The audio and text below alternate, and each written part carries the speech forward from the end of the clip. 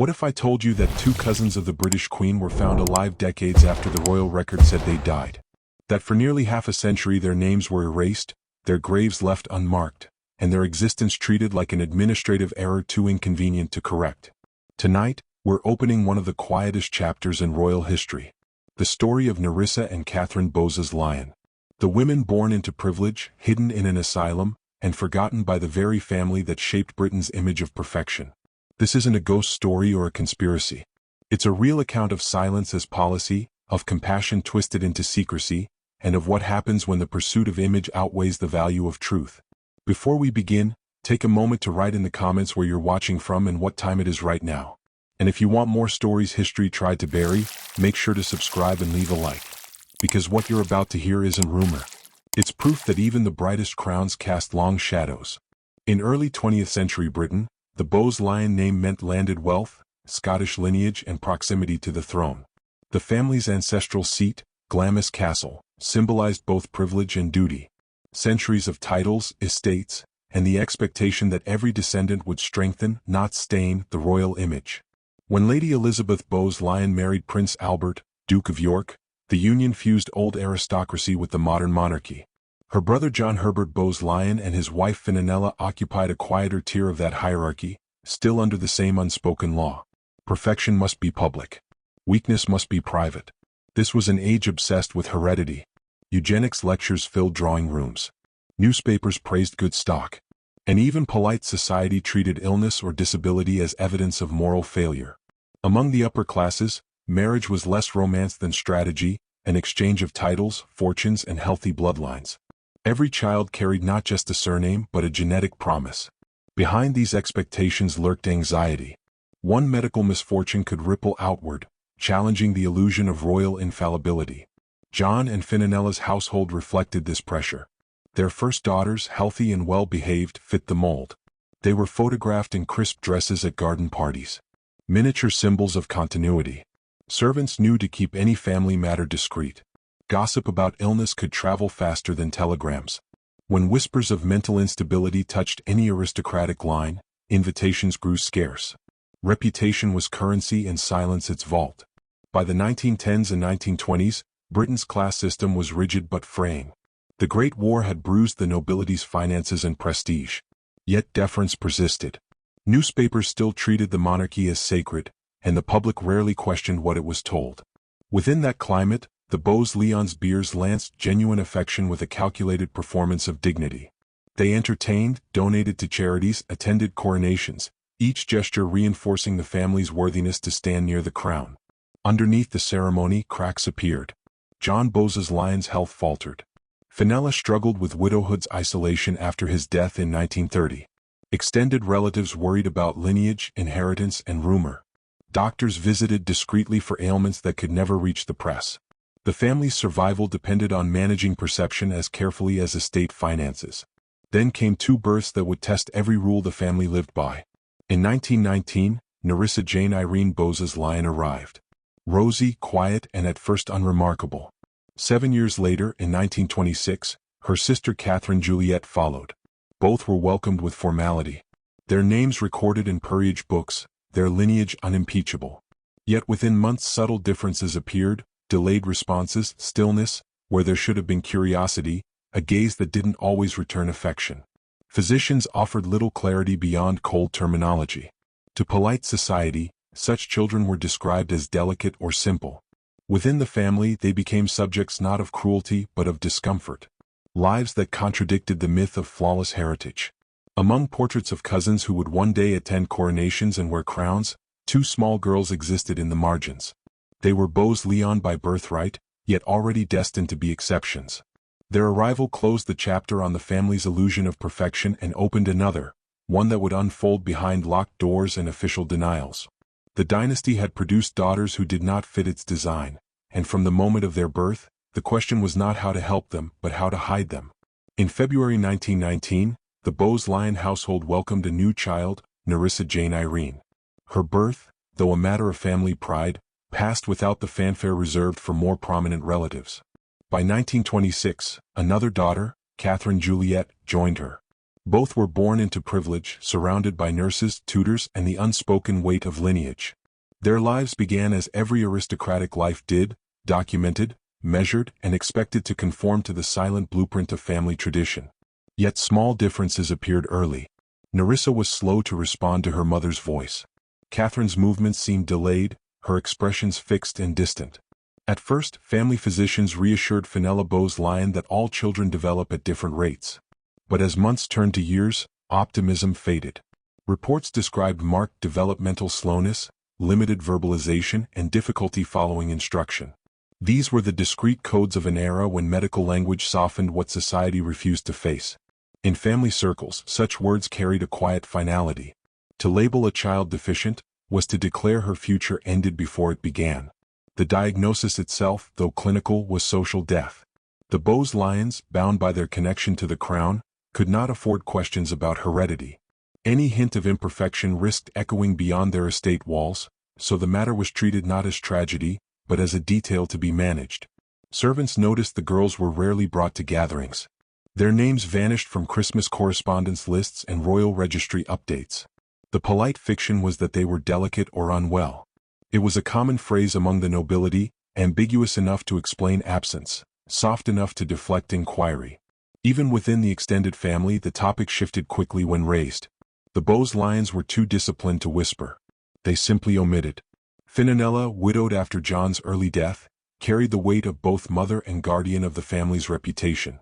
Her grief was private, her decisions pragmatic. The doctor's advice reflected the times: special care, quiet surroundings, perhaps eventual institutional supervision. The suggestion was presented not as cruelty but as duty, an act to preserve both the girl's well-being and the family's composure. Fenella's compliance wasn't callous. It was learned behavior, the same discipline that kept aristocratic families afloat through scandal, rumor, and war. Records from the period reflect this compartmentalization. Hospital and genealogical entries list the sisters plainly stripped of emotion, names, birth dates, and in later editions, the simple notation, deceased. The paperwork told one story. The truth lived elsewhere. Within a system obsessed with image, facts could be bent by silence. By the 1930s, Nerissa and Katherine's condition had stabilized, but not improved. Their communication remained minimal, their independence non-existent. The Bowes-Lyon family, meanwhile, continued its ascent. Elizabeth had become queen consort by marriage to George V, and the monarchy itself, still reeling from the abdication crisis, could not afford whispers about genetic frailty among royal kin. In that context, the sisters became symbols of an unspeakable problem. They were not hidden out of hatred but out of fear. Fear of imperfection in a world that demanded immaculate bloodlines. Their lives were reduced to a decision. Inclusion risked embarrassment. Exclusion preserved legacy. It was not a question of love but of optics. Nerissa and Katherine were born into privilege, but condemned to invisibility. Their difference wasn't just medical. It was incompatible with the family's public ideal. From their first breaths, they were catalogued, categorized, and quietly remote from the narrative. Their silence was not a symptom. It was a condition imposed upon them by the world they inherited. By 1941, the Bowes-Lyon family had exhausted polite explanations for Nerissa and Katherine's absence. The girls' developmental challenges were no longer a private concern, but a quiet administrative problem, something to be managed discreetly, like an estate ledger gone wrong. What began as private uncertainty now required a formal decision. Doctors, summoned in confidence, described the sisters' condition in the sterile language of the time: permanent mental deficiency, incapable of independent living. In another context, these might have been medical observations. Here they were judgments that carried social weight. The specialists were not villains. They followed the accepted logic of their profession and era. That those unable to function normally would be best served in state care. To their minds, institutionalization was not punishment. It was order. Fenella Bowes-Lyon, their mother, listened quietly. A widow raising 5 daughters, she was neither cruel nor cold. She was pragmatic, molded by a world that prized composure over confrontation. The doctor's recommendations provided not only a plan, but a form of absolution. Sending Nerissa and Katherine away was framed as compassion, protecting them from gossip, giving them specialized care. Yet everyone in the room understood the unspoken truth. This decision also protected the family's image. The paperwork was swift. Under the Mental Deficiency Act, patients could be admitted to long-term hospitals for care and supervision. No public record was required beyond a bureaucratic form. That loophole made the process painless on paper and invisible in practice. Within weeks, arrangements were made for the sisters' transfer to the Royal Earwood Hospital in Surrey, a facility known among Britain's upper class as the discreet solution for inconvenient heirs. Relatives were informed in careful phrasing, letters desky, ribbed the move as temporary care, or a convalescence arrangement. The language was deliberate. To those in aristocratic circles, the words signaled that the girls would not be returning home. At dinners and social events, their names faded from conversation. In time, even extended cousins stopped asking after them. Across the family's upper ranks, silence hardened into routine. Lady Elizabeth Bowes-Lyon, now the Queen Consort, faced public life with immaculate discipline. She had little to gain by acknowledging nieces confined to an asylum. Her position demanded restraint. Any personal acknowledgement risked igniting rumors about hereditary weakness in the royal bloodline. So her relationship with them was quietly reframed. When asked, she referred vaguely to distant relatives or did not respond at all. The omission was strategic, not personal. Public life allowed no room for private grief. Social workers and hospital administrators processed the sisters' admission without comment. To them it was ordinary business. Institutions like Earwood accepted hundreds of patients from every class, though few from such distinguished families. For staff, the Bowes-Lyon sisters became two more names on the roster, patients whose relatives seldom visited and whose titles meant nothing inside those walls. By the end of that year, Nerissa and Katherine were no longer part of family life. Their absence required no explanation. It was simply absorbed into the machinery of aristocratic discretion.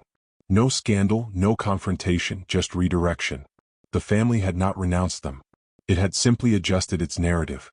In the records of the privileged, erasure was not achieved through cruelty, but through paperwork and the practiced art of forgetting.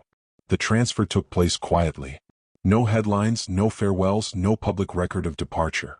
In 1941, Nerissa and Katherine Bowes-Lyon were moved from private care into the Royal Earwood Hospital in Redhill, Surrey. For a family of their standing, the act was extraordinary. For the institution receiving them, it was routine. Royal Earwood was one of Britain's oldest mental hospitals. Originally founded as the Asylum for Idiots. By the mid-century, it was a vast impersonal network of wards and dormitories. Hundreds of long-term residents cared for by overworked staff. Patients arrived in batches processed through intake rooms where attendants recorded names, conditions, and guardian signatures. The forms used for Nerissa and Katherine differed little from those of any other patient. Their titles and lineage were reduced to boxes on a page. A clerk stamped the admission date, assigned identification numbers, and filed them away. From that moment, the sisters ceased to exist as individuals in the family social world, and became two entries in a hospital ledger. For the Bowes-Lyons, discretion was everything. The girls' move was handled as a private matter. No official announcement, no visitors accompanying them beyond a driver and a nurse. Institutional protocol forbade discussion of patients' backgrounds, and the staff were accustomed to treating aristocratic admissions with silence. If any worker recognized the name Bowes-Lyon, it changed nothing. The rules of the asylum flattened status. Every patient wore the same uniform and followed the same schedule. Inside Earwood, the day began early. Patients were woken, washed, and assembled for breakfast in large communal halls. Those who were able were assigned light labor, cleaning, sewing, garden maintenance. Those who were not were kept under supervision in days lined with benches. Nerissa and Katherine, limited in speech and coordination, would have been categorized as non-productive residents. That term, clinical but final, ensured they would spend their lives under watch rather than rehabilitation. At the time, the idea of long-term recovery for individuals with learning disabilities was not even considered. Care meant containment. Fininella's signature on the admission form gave the hospital full guardianship. It also absolved the family of ongoing responsibility. Once committed, the sisters' care became a matter of public record rather than personal duty. Under the Mental Deficiency Act, hospitals like Earwood could keep patients indefinitely without periodic review. There was no requirement for family visits or progress reports. Absence of contact wasn't neglect. It was compliance. To the outside world, the transfer might as well not have happened. Family acquaintances assumed the sisters had passed away, an assumption that went uncorrected. In the official genealogical records, their names were soon marked with false death dates. The paperwork aligned neatly with the social silence surrounding them. Within the hospital, the sisters settled into anonymity. They shared wards with hundreds of others, ate institutional meals, and followed the same routines for decades. They were cared for but never truly seen. Nurses rotated, records accumulated, and the years blurred into a continuous cycle of orderlies, inspections, and medical notes. Their world narrowed to corridors, meal times, and each other. No scandal accompanied their confinement. It was all procedural, clean, bureaucratic, and final. What history would later call cruelty began as clerical normally. Nerissa and Katherine didn't disappear through malice. They disappeared through paperwork, through a system designed to make the hidden stay hidden. Their exit from family life required no deceit, only the machinery of institutions that specialized in silence. Royal Earlswood Hospital was a world sealed off from public sight, a sprawling red brick complex with endless corridors that smelled faintly of soap and disinfectant. Inside, time obeyed its own rhythm. The hospital's population had swelled beyond capacity by the 1940s, forcing staff to double up beds and convert storage rooms into wards. From dawn to dusk, every hour was scheduled. Waking, washing, breakfast, inspection, chores, lunch, exercise, supper, lights out. The monotony wasn't cruelty. It was the system's only way to keep order among hundreds who could not leave. Patients rose at 6. Attendants moved briskly through the halls, unlocking doors with practiced indifference. Some residents hummed or spoke to themselves as they dressed. Others stood still, waiting for instruction. There were no mirrors. Those had long been removed after too many incidents of confusion or distress. The day began not with conversation, but with motion. Bodies moving toward basins, to dining halls, to workrooms. Nerissa and Katherine Bowes-Lyon were among the quieter residents. They didn't speak much, but they followed the rhythm. They ate what was given, folded their blankets neatly when shown, and stayed close to one another in shared spaces. The sisters' bond, noticed but rarely discussed by nurses, was their only form of continuity. Even when placed in different wards, one would find the other during meal hours or chapel visits. They were not remarkable to the staff. They were simply steady, predictable, never violent or troublesome in an environment that measured value by obedience that made them ideal patients. A typical ward Atwood held 20 beds, all metal framed, all identical. A nurse sat at a small wooden desk near the door, updating charts on clipboard sheets marked with initials, not names. Records noted no change far more often than anything else. Progress was no too expected. Stability was success.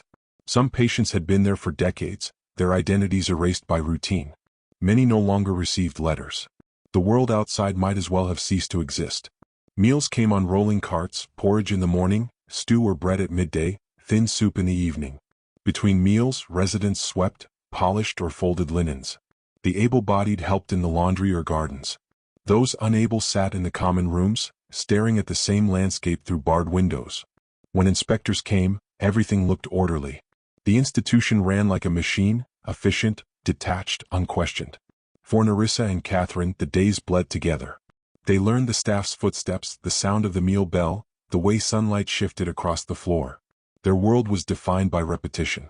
The nurse's call, the prayer before meals, the faint sound of a piano in the recreation hall. Every detail that once belonged to family, birthdays, Christmas, visitors, was replaced by procedure. The sisters' last known contact with relatives had been years earlier. Afterward, their presence in the world existed only as medical notations. No cruelty marked their stay, only absence. The hospital staff were neither unkind nor attentive. They were overworked, operating in a system that prioritized efficiency over empathy. The girls were washed, fed, clothed, and forgotten. When the lights dimmed each night, the corridors fell silent, except for the echo of keys locking doors. To the outside world, the Bowes-Lyon sisters no longer existed. Inside, they followed a pattern that would last a lifetime. Two figures moving quietly through a place built not to harm, but to erase. In public record, the Bowes-Lyon sisters effectively ceased to exist. What began as a quiet family matter evolved into deliberate omission, executed not through lies, but through paperwork, phrasing, and the strategic silence of Britain's most powerful institution, the monarchy itself. By the 1940s, family registries were central to the image of stability that the royal household projected. Every birth, marriage, and death among the extended relatives of the crown was meticulously chronicled in the Burke's Peerage and the Royal Blue Book. Yet somewhere between editions, Nerissa and Katherine Bowes-Lyon disappeared. Their names, listed briefly in earlier records, were followed by the word deceased, a clerical closure that no one publicly questioned. Their actual status alive and confined to Royal Earwood Hospital remained unacknowledged. This was not a clerical error. It was policy by omission. In the post-war years, the monarchy's image required simplicity and moral clarity, a model of family unity at a time when Britain itself was fractured by austerity. The revelation that two of its own bloodline had been institutionalized for lifelong disability would have challenged that narrative. Instead, the record was quietly corrected. Genealogical researchers later found that editions of Burke's Peerage published through the 1950s carried no trace of the sisters' continued existence. Correspondence between editors and royal liaison, though never formally disclosed, reportedly indicated confirmation from family representatives that the entries were accurate. The monarchy had not falsified public documents directly. It had simply allowed others to do so on its behalf through controlled communication and selective truth. When inquiries did arise, usually from curious society pages or distant relatives, the royal household relied on euphemism. The sisters were described as delicate, living privately, or gone too soon. These phrases, common among the aristocracy, communicated finality without confirmation. It was a form of linguistic anesthesia, numbing what could not be explained without embarrassment. The Queen Mother's position required particular caution, as a public symbol of compassion and family devotion. She could not be linked to the idea of relatives abandoned in a state hospital. When pressed privately by acquaintances, her replies were brief. They were dear girls. Sadly taken from us. The wording was careful. It acknowledged loss but not life. Her silence, amplified by the institution she represented, became the official stance. The denial extended beyond language. Family photographs excluded the sisters. Public family trees distributed to the press stopped listing them altogether. Even estate records that traditionally acknowledged every living descendant omitted their names. In aristocratic circles, absence was as effective as denial. To be unmentioned was to be undone. Meanwhile, Royal Earlswood staff, bound by confidentiality laws, never spoke of the sisters' lineage. For decades, no one outside the institution knew that two first cousins of a reigning monarch lived and died there. The machinery of the monarchy's public relations had achieved what few systems can. It erased reality without altering a single law. This wasn't a grand conspiracy. It was a culture, one that prized decorum over disclosure, order over truth. The denial was not malicious. It was procedural. The royal family didn't hide Nerissa and Katherine in the shadows. They simply built a wall of silence high enough that no one thought to look over it. In the end, their disappearance from history wasn't the work of deception, but of discipline, a system perfected through centuries of managing scandal, polished to the point where omission became indistinct, unwishable from truth. In the aftermath of Nerissa and Katherine Bowes-Lyon's institutionalization, their disappearance from public record wasn't sudden. It was procedural. No decree was issued. No scandal hushed. Instead, it happened through a series of quiet omissions, clerical habits, and bureaucratic shortcuts that together erased their existence from the official history of Britain's most scrutinized family. At the time, institutional record-keeping operated on rigid but impersonal systems.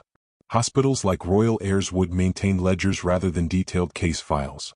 Entries listed admission dates, guardian names, and diagnostic codes, never family histories. Once entered, the files became property of the institution. Families who wished for privacy could simply stop corresponding. Without updates or visitation notes, records stagnated in government archives. Silence eventually read as conclusion. The Bowes-Lyon sisters' official status drifted into ambiguity. When the Registrar General's office updated genealogical registers, its clerks relied on information provided by families or estate representatives. In most aristocratic circles, families handled their own updates, sending notices of births, marriages, and deaths to publications like Burke's Peerage or Dretz. When no correspondence arrived for Nerissa or Katherine, their absence was interpreted as finality. Their names were quietly marked as deceased. No one verified it. No one needed to. The family's word or lack of one was authority enough. Institutional oversight reinforced the void. Hospitals routinely sent periodic census summaries to local councils, not detailed rosters. The reports counted patients and residents, not who they were. In an era before digital databases, there was no cross-check between hospital records and civil registries. The system's design depended on trust, and trust favored the well-born, the Suds. Combination of bureaucratic respect and aristocratic discretion created a perfect vacuum. Inside, the sisters remained documented but effectively invisible. Their files, if opened today, would reveal a string of repetitive notations: condition unchanged, still resident, quiet disposition, no mention of visitors, no correspondence logged. In a ledger that spanned hundreds of pages, they were 2 quiet lines among thousands. The hospital did not forget them. It simply recorded their existence in a language too mechanical to mean anything. When archivists or family historians later reviewed royal genealogies, the absence barely registered. Gaps in aristocratic family trees were common: children lost to infancy, lines broken by unrecorded marriages or war. What made Nerissa and Katherine's case remarkable wasn't the deletion itself, but how natural it appeared. Every missing piece fit perfectly into the pattern of upper-class discretion. There was no fraud, no forgery, just deliberate neglect framed as propriety. Even after Nerissa's death in 1986, the administrative silence continued. Her death certificate listed the royal Earwood address, but no family contact. It was a bureaucratic full stop, unnoticed until journalists decades later unearthed it. Only then did the magnitude of the paper trail, or lack thereof, become clear. 2 women of royal blood, buried in public soil under state care, absent from every document that should have tied them to one of Britain's oldest families. The system didn't erase them maliciously. It erased them efficiently. Every form filled, every unchecked box, every polite omission served its function. The disappearance of the Bowes-Lyon sisters wasn't a cover-up orchestrated in secret rooms.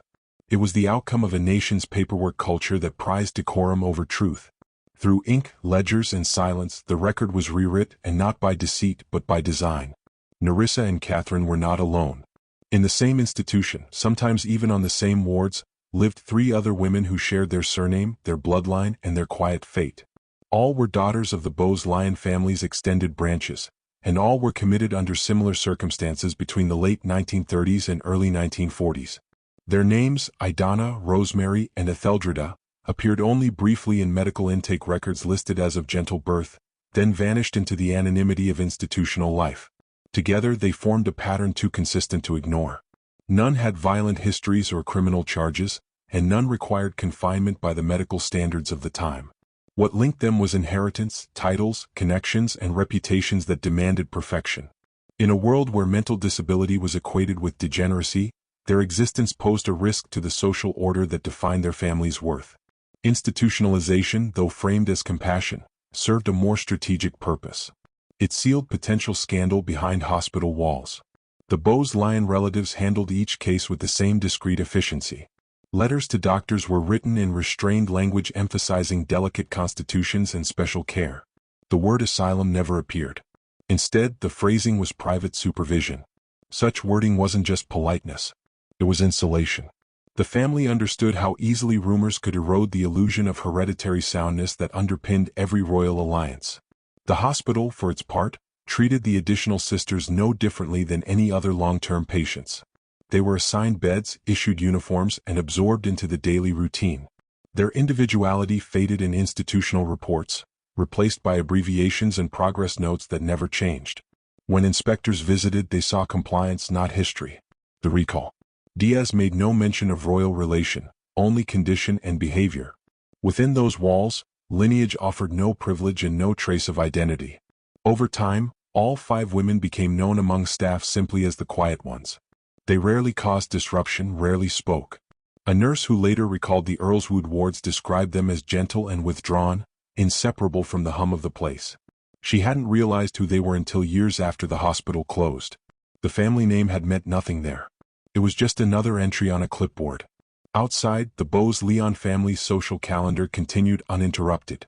Marriages, coronations, and state tours filled the newspapers while the sisters' existence remained an unacknowledged footnote. When their absence was noticed, explanations followed the familiar pattern. Health reasons, private care, early deaths. The stories changed slightly from generation to generation, but the silence held steady. This was not an isolated act of concealment. It was institutional habit. The British upper class had long used state hospitals to quietly remove those who didn't fit the social mold. What made this case different was proximity to the throne. When the monarchy's extended family followed the same practice, it lent legitimacy to the system itself. The moral burden dissolved into bureaucracy. The family did what many others did, only more efficiently. By the 1950s, the 5 Bowes-Lyon women were still alive, still confined, and still omitted from every public record.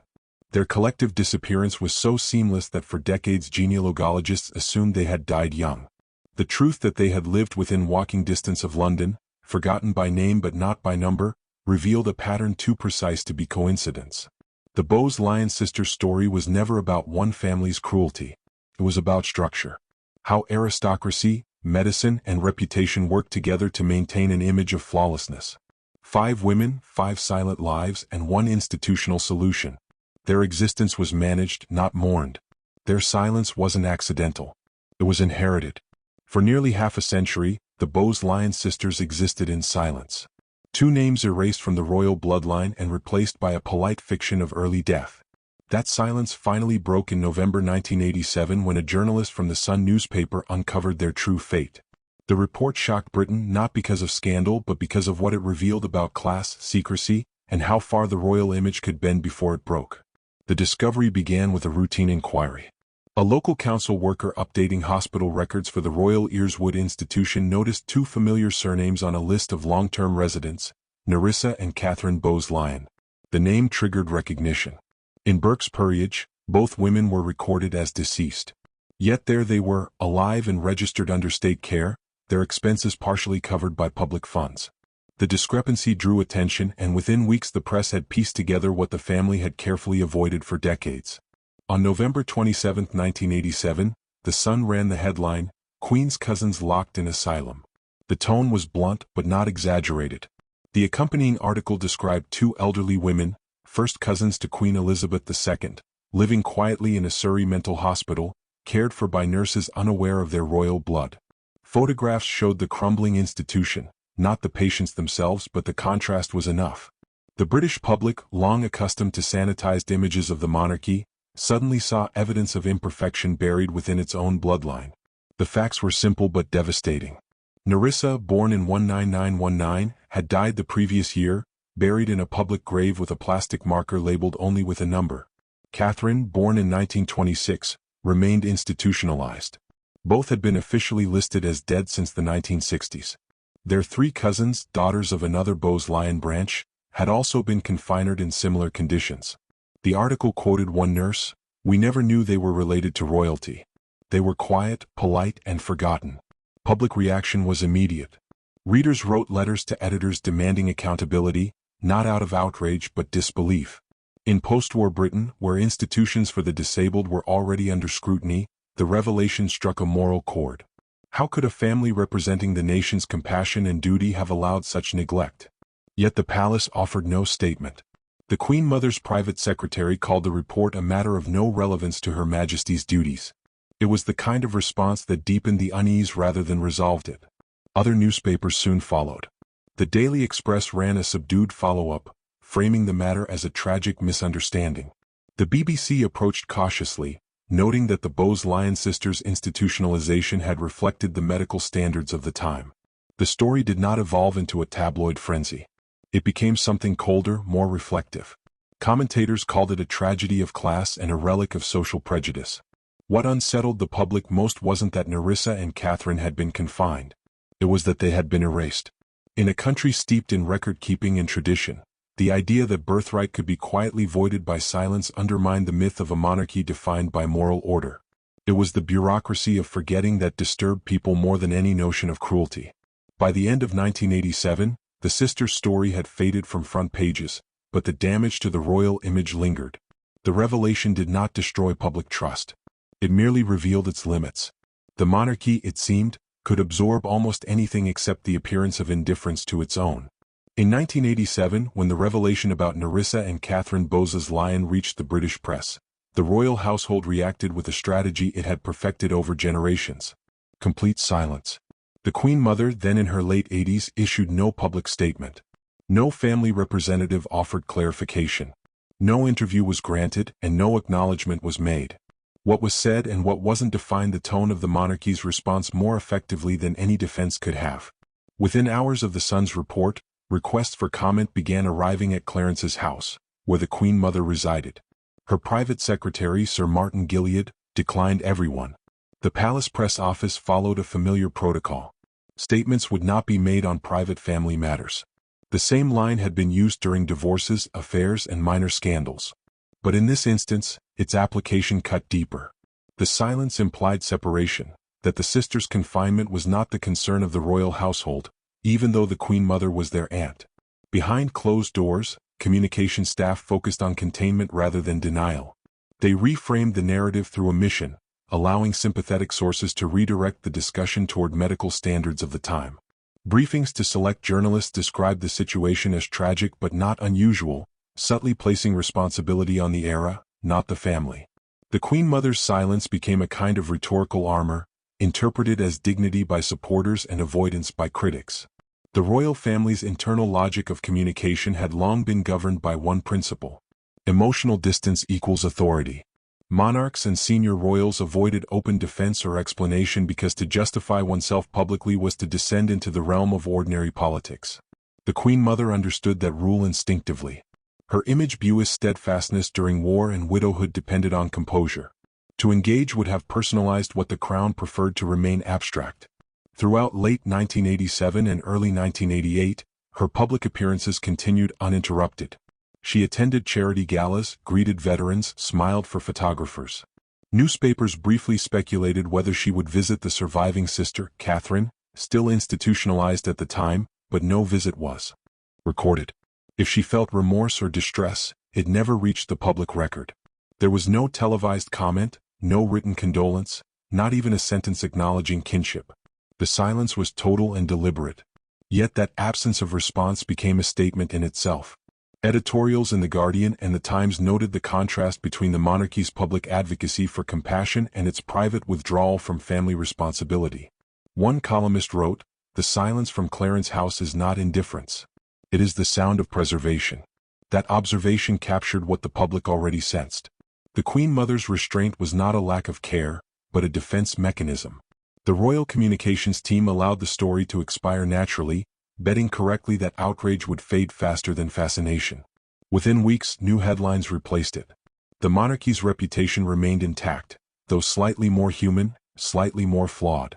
The Queen Mother never addressed the issue again, not in interviews, not in correspondence, not even in her authorized biographies. What endured was the silence itself, polished, unbroken, and strategically useful. It preserved the family's image while erasing emotional accountability for an institution that equated privacy with survival. That silence was not neglect, it was policy. The Queen Mother's greatest act of control was saying nothing at all and letting the absence of words restore orders where truth had briefly disturbed it. The royal family's response to the 1987 exposure of the Bowes-Lyon sisters extended beyond silence. It was an orchestrated management of perception. The palace understood that narratives don't disappear, they're replaced. Within days of the revelation, royal press officers began shaping a counter-story, not by refuting the facts but by softening them. The first tool was framing. Major newspapers with established ties to the monarchy, including the Times, Daily Telegraph, and the Express, ran follow-up pieces emphasizing context over culpability. Headlines like A Tragedy of Its Time and How Society Once Misunderstood Mental Illness subtly shifted the focus from royal concealment to societal evolution. The family wasn't portrayed as cruel. It was presented as a product of a bygone age. This reframing allowed readers to feel sympathy rather than betrayal, transforming outrage into resignation. The Royal Press Office, working through quiet phone calls rather than statements, guided this tone. Clarence House supplied background briefings to trusted journalists, short, unattributed notes, suggesting that the sisters had been cared for according to the best advice of the period. These off-record clarifications didn't deny the facts, but they redirected the moral lens. The issue was no longer a question of abandonment. It became an artifact of history. Public information management in the 1980s relied heavily on relationships, not press releases. Editors of royal-friendly outlets were accustomed to what one former palace aide later described as the nod system. Mutual understanding that some details would be emphasized while others faded quietly. Within weeks, stories about the sisters were being nudged off front pages by royal charity appearances and domestic milestones. The Queen Mother's smiling photographs, shaking hands with war veterans, or attending garden parties, reoccupied the public space that scandal had briefly invaded. Television coverage followed the same pattern.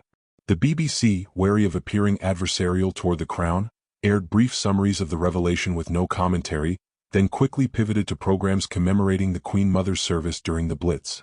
The Jewization wasn't accidental. It reminded viewers of the monarchy's endurance and moral authority. ITV's coverage used archival footage of royal family events while narrating the sisters' story as a sad chapter in an older medical world. The language neutralized the story, turning it into social history rather than moral indictment. Meanwhile, lesser tabloids, those inclined toward sensationalism, were left isolated. Without new details, their follow-ups grew repetitive and public interest waned. The palace didn't suppress the story. It allowed it to exhaust itself. Strategic forgetting, not confrontation, became the tool of control. By early 1988, the sisters' story had all but disappeared from the press cycle. No formal correction was issued, but the palace's strategy succeeded in restoring equilibrium. When biographers later revisited the subject, royal aides cooperated only under strict conditions. Emphasis on changing medical standards, avoidance of moral language, and framing the events as a private sorrow. The result was a carefully curated amnesia. The facts remained public but stripped of their sting. Through the interplay of access, tone, and selective visibility, the monarchy demonstrated its enduring mastery of narrative control. The story of the forgotten sisters never became a crisis. It became a footnote. In the end, the press didn't protect the royal family through loyalty alone. It did so through habit. Britain's media had learned to treat monarchy as heritage, not accountability. By the time the last Bowes-Lyon sister died, the SY stem had already done its work.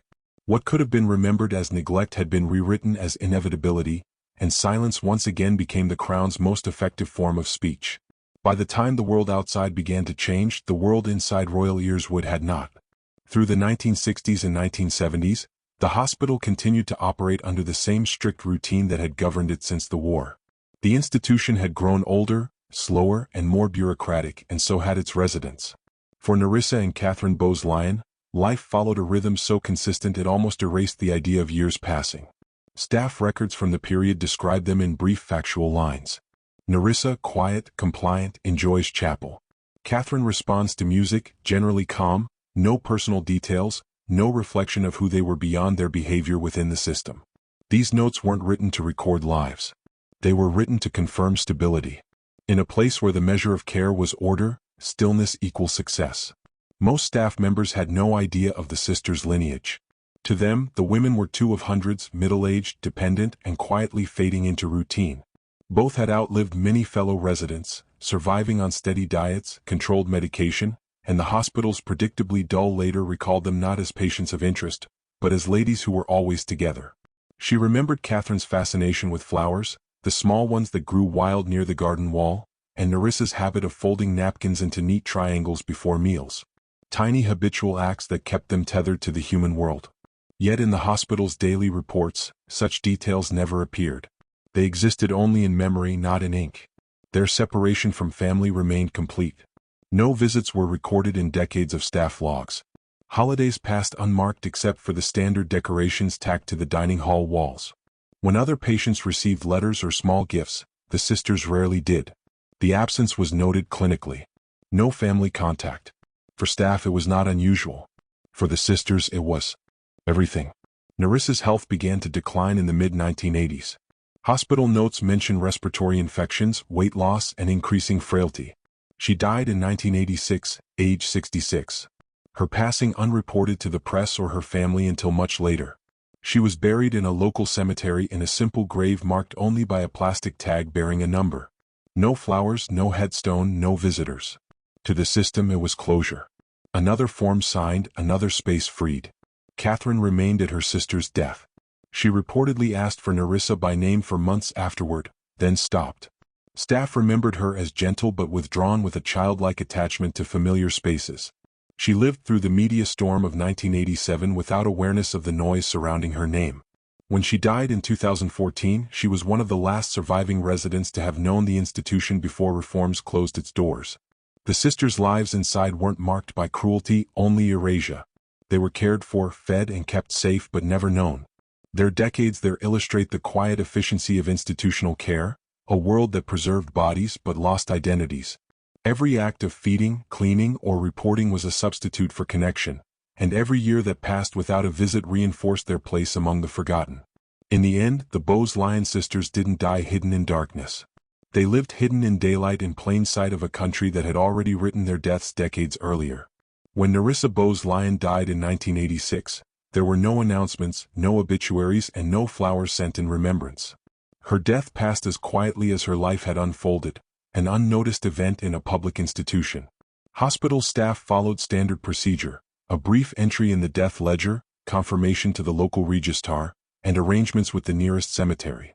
She was buried in Red Hill Cemetery in a public plot reserved for unclaimed bodies.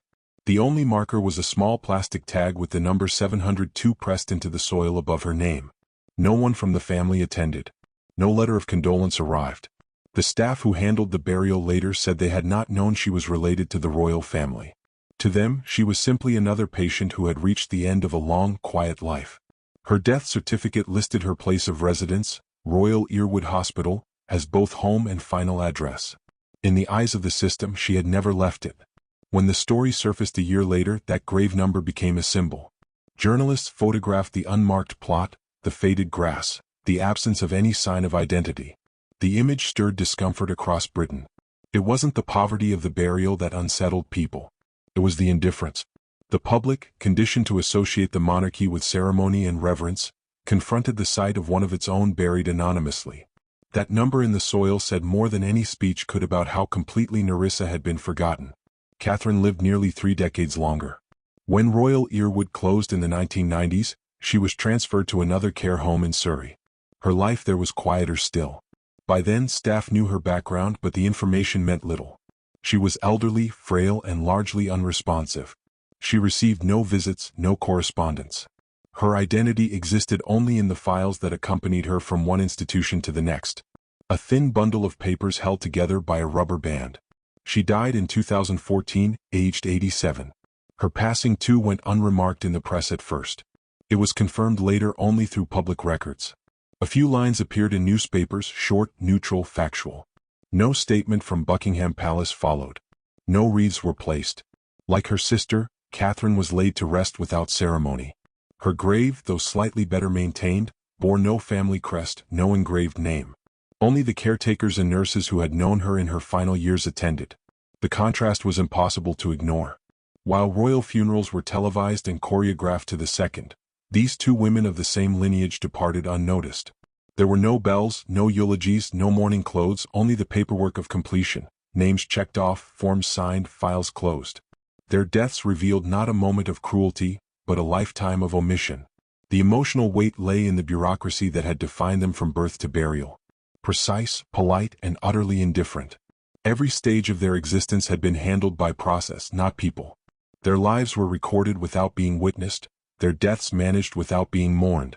In the end, what the public saw was not tragedy, but a mirror. Nerissa and Katherine's quiet burials reflected the cold efficiency of a class system that prized discretion above empathy. The institutions that cared for them did what they were built to do: keep order, maintain silence, and close the file. What history would later call injustice began and ended as paperwork. Their absence of ceremony was not an oversight. It was the final act of erasure in lives designed never to be remembered. The revelation of the Bowes-Lyon sisters in 1987 didn't spark riots or calls for reform, but its aftershocks were quiet, persistent, and deeply unsettling. It was less a scandal than a mirror, forcing Britain to see how compassion and denial could coexist within its most revered institution. The question that lingered was simple. If this could happen inside the royal family, what did it say about the nation that sustained it? In the years immediately following the story's publication, public response split along predictable lines. Some defended the monarchy, insisting that the sisters' institutionalization reflected the norms of their time. Others saw it as moral failure, a glimpse behind the polished surface of royal dignity to reveal the cold mechanics of class and control. The divide was not about the facts, which were never disputed, but about meaning. Was this an act of cruelty or simply a symptom of history? Journalists revisited the case occasionally through the 1990s, usually when disability rights or royal reform entered public debate. The Independent called it a silence too well practiced, while The Guardian described it as the story the monarchy wishes the public would forget but never fully can. Yet even the critical coverage maintained a restrained tone. No newspaper dared frame it as a scandal. Instead, the story was quietly folded into Britain's broader reckoning with institutionalization, the closing of asylums, the rise of community care, and a growing awareness of how class had shaped treatment. For historians, The sisters' story became a case study in systemic concealment rather than individual cruelty. Academic analyses linked their erasure to the cultural obsession with eugenics that gripped early 20th century Britain. Aristocratic families, they argued, had internalized the belief that imperfection was contagion, that genetic weakness could diminish an entire bloodline. In this light, the Bowes-Lyon decision wasn't exceptional. It was emblematic of a ruling class defined by the management of appearances. Public attitudes toward the monarchy shifted subtly. The story didn't cause rebellion. It caused distance. The royal family, once idealized as moral exemplars, began to appear more like participants in the same flawed social systems as everyone else. Polls in the late 1980s showed declining trust, not from outrage but from fatigue. The crown's mystique had dimmed. When documentaries revisited the case in later decades, most notably Channel 4's The Queen's Hidden Cousins in 2011, the tone was investigative, not sensational. The program interviewed surviving staff and family historians, confirming what many already suspected, that the sisters' confinement had been an act of routine discretion, not deliberate malice. Still, images of Nerissa's unmarked grave and Katherine's quiet existence in care homes reignited public discomfort. Viewers found themselves less angry at the royals than at the system that made such stories normal. The institutional impact was indirect but real. The exposure coincided with the final years of Britain's large mental hospitals, many of which closed under new policies emphasizing community care and oversight. Lawmakers cited the need for transparency in patient welfare. Though not officially connected, the moral undercurrent of the Bowes-Lyon story, hidden lives, polite erasers, contributed to the national mood that supported those reforms. Culturally, the sisters became symbols of a specific kind of British forgetting. The way respectability often hides neglect. Their lives were resurrected in documentaries, essays, and quiet mentions in disability rights campaigns. For the royal family, the cost was reputational rather than structural. The story didn't destroy their standing. It humanized them uncomfortably so. By the time Catherine died in 2014, the monarchy had weathered countless storms. But this one remained different. It was not a scandal of behavior, but of omission. Its power lay in what it revealed about silence as an inherited practice. The institutions changed, the hospitals closed, but the lesson lingered. That in Britain's most powerful family, invisibility could last a lifetime, and dignity could coexist with denial. The story of Nerissa and Katherine Bowes-Lyon does not end with outrage or resolution. It ends with recognition, an uncomfortable awareness of how silence functions within systems built on image and inheritance. Their lives expose a truth larger than any single family. That in societies where perfection is performance, imperfection becomes something to hide. In the royal and aristocratic world of the early 20th century, control was not only political, it was genetic. Bloodlines were assets polished for display, edited for history. Disability disrupted that order. It introduced unpredictability, and unpredictability threatened legitimacy. So when Nerissa and Katherine were born into a lineage that valued symmetry above humanity, the system responded as it always had, with removal. Their confinement was not cruelty in the cinematic sense. It was the quieter, colder cruelty of maintenance.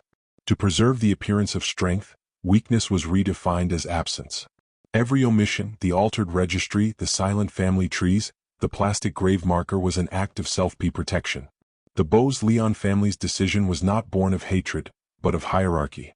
The higher one stood in the order of power, the less room there was for imperfection. Image became survival, and silence became the price of belonging. What makes their story enduring is not its rarity but its normality. Across Britain in that era, thousands of families did the same. Sending away relatives labeled simple, unfit, or delicate, believing it was merciful. The difference was that this family's silence echoed through palaces and parliament. When it finally cracked, the noise revealed not villains, but a culture conditioned to equate secrecy with stability. For historians, the Bowes-Lyon case stands as a reminder that power often hides its fragility behind discipline. For disability advocates, it marks a turning point, a moment when hidden lives briefly entered public consciousness, forcing society to confront the cost of its own definitions of normality. For the monarchy, it remains a stain, not because of what was done but because of what was left undone. The absence of acknowledgement, the refusal of mourning, the choice to let omission stand in for truth. And yet there is no moral simplicity in this history. The doctors believed they were helping. The officials believed they were protecting. The family believed they were preserving order. Each decision made sense within its time, and that is what makes the story most haunting. How easily empathy and erasure can occupy the same space. When Katherine Bowes-Lyon died in 2014, her passing closed a chapter that had spanned nearly a century. She was one of the last living connections to an era when secrecy was considered virtue. Her death was not marked by public ceremony, but by quiet acknowledgement from journalists and historians who understood that her life mattered precisely because it had been forgotten. The cost of silence is rarely measured in headlines. It is measured in the lives made invisible to sustain the appearance of perfection. Nerissa and Katherine's story endures not because it indicts a family, but because it indicts a culture, one that believed dignity could be preserved by erasing those who complicated it. Their legacy forces a question that remains unresolved. How many more stories of power, respectability, and heritage have been built on the absence of those who could not fit the image? The Bowes-Lyon sisters remind us that history's most enduring cruelty is not what it remembers, but what it chooses to forget.